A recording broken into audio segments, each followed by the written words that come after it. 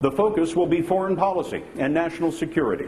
If you were president right now, what would you do specifically that this administration is not doing to prevent Iran from obtaining a nuclear weapon? The first thing that I would do is to assist the opposition movement in Iran that's trying to overthrow the regime.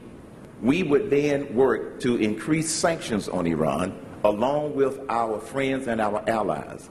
We could deploy our ballistic missile defense capable Aegis warships strategically in that part of the world. We have the biggest fleet of those warships in the world. What he should have done is speak out when dissidents took to the streets and say America is with you and work on a covert basis to encourage the dissidents. And that is, if we re-elect Barack Obama, Iran will have a nuclear weapon.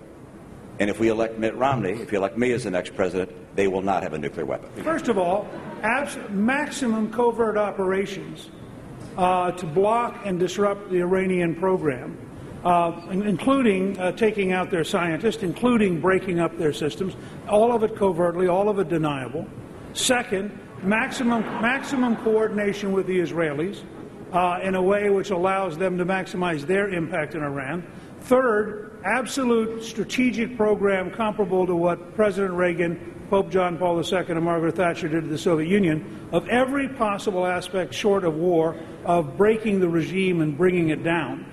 And I agree entirely with Governor Romney. If in the end, despite all of those things, the dictatorship persists, you have to take whatever steps are necessary to break its capacity to have a nuclear weapon. The only way you would do that is you would have to go to the Congress. We as Commander-in-Chief, aren't making the decision to go to war.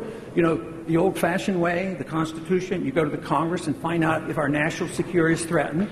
And I'm afraid what's going on right now, it's similar to the war propaganda that went on against Iraq. And, you know, they didn't have weapons of mass destruction, and it was orchestrated, and it was, to me, a tragedy of what's happened these last 10 years, the death and destruction, $4 trillion in debt.